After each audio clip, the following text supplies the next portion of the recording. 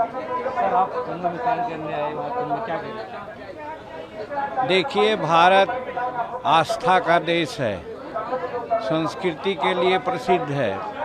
अपने संस्कृति और आस्था के चलते ये विश्व गुरु कहलाता था और आस्था में कहीं न कहीं खलल होते नज़र आती है आज के कुछ लोगों के द्वारा।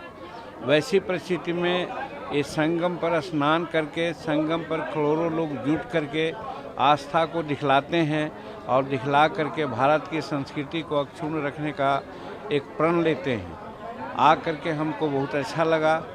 देखा कोई संख्या का शुमार नहीं है, अनगिनत है।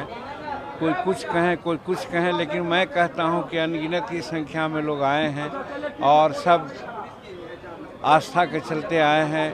सनातन धर्म हमारा रहा है ऐसा धर्म जहाँ किसी प्रकार का भेदभाव नहीं रहा।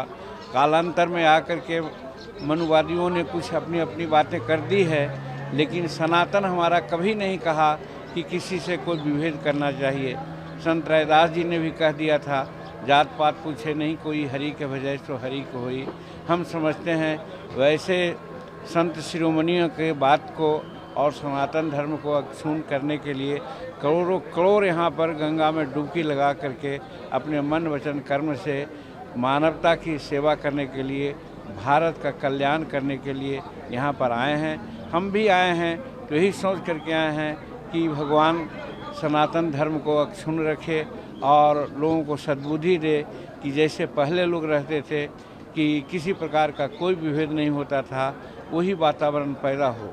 और दूसरी बात, हम उत्तर प्रदेश के योगी सरकार को हम बहुत बहुत प्रशंसा करते हैं कि आज इतनी बड़ी भीड़, इतने बड़ा इंतज़ाम शायद संसार में ऐसा कभी नहीं हुआ होगा, जहां 60 करोड़ के आसपास लोग आए होंगे और कुछ अपवाद छोड़ करके शांतिपूर्वक एक काम संपन्न हो रहा है। एक काबिल तारीफ़ है और नरेंद्र भाई मोदी जी के निर्देशन में ये सारी बातें हो रही है। तो मैं समझता हूँ कि ये भी एक उदाहरण योग्य है संसार में कि कैसे मैनेज किया जाता है। और इसमें सही बात है कि सनातनी लोग जो यहाँ आए हैं मन वचन कर्म से शांतिपूर्वक रहते हैं। उसका एक उदाहरण ये भी है कि अगर करोड़ों करोड़ एक जगह हो रहे हैं और कहीं किसी प्रकार की बात नहीं हो रही है तो ये भी काबिल तारीफ़ है। कुछ घटनाएं घटी हैं जिसके चलते लोग प्रशासन को, रेलवे को उत्तरदायित्व समझते हैं। मैं समझता हूँ उनका कोई दोष नहीं है।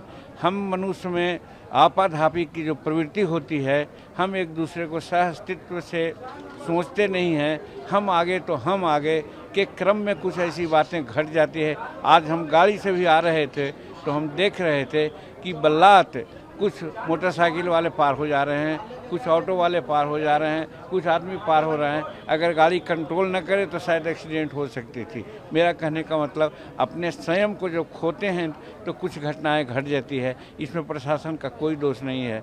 हम पुनः पुनः योगी सरकार को और भारत सरकार के नरेंद्र भाई मोदी जी को इन सब प्रबंध के लिए प्रशंसा करते हैं और संसार के लोगों को कहना चाहते हैं कि आप हिंदुस्तान के सनातन धर्म से सीख लो कि कैसे एक साथ करोड़ों करोड़ आदमी रह सकते हैं, जा सकते हैं, आपस में बात कर सकते हैं।